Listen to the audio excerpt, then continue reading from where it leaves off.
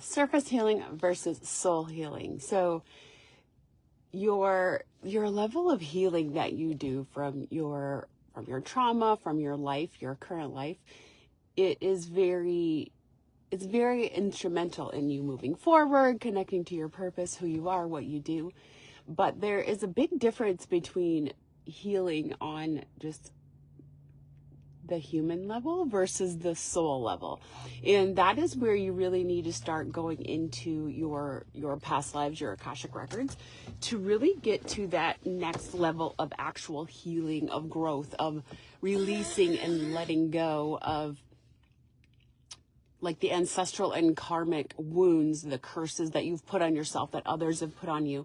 And on your especially spiritual journey, when you finally figure out what works for you or what is starting to work for you, and you start really getting into that process of actual healing.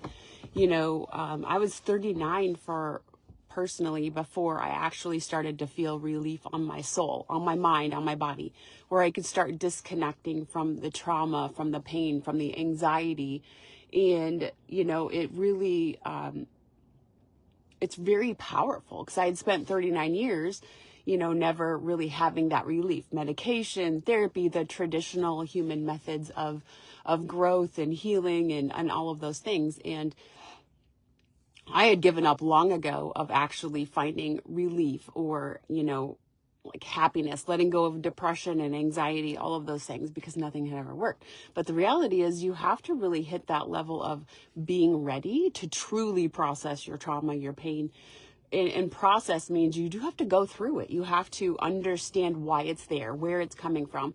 And when I started Reiki for personal, like physical healing, because I was in physical pain a lot, when I became attuned to Reiki, I had to really start connecting to my body, my mind, my soul, something that I had never done before. And the relief in it was powerful and immense.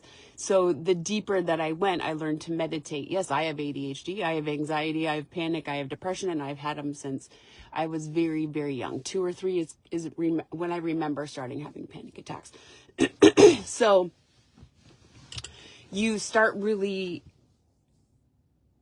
when you start really dedicating yourself to actual healing and growth, it's this powerful place. And the deeper that I went, what I learned was there was a lot of things in my past lives, my Akashic records, that I needed to heal. There was curses, there was cords, there was ancestral and karmic things that I needed to learn to release and let go of. So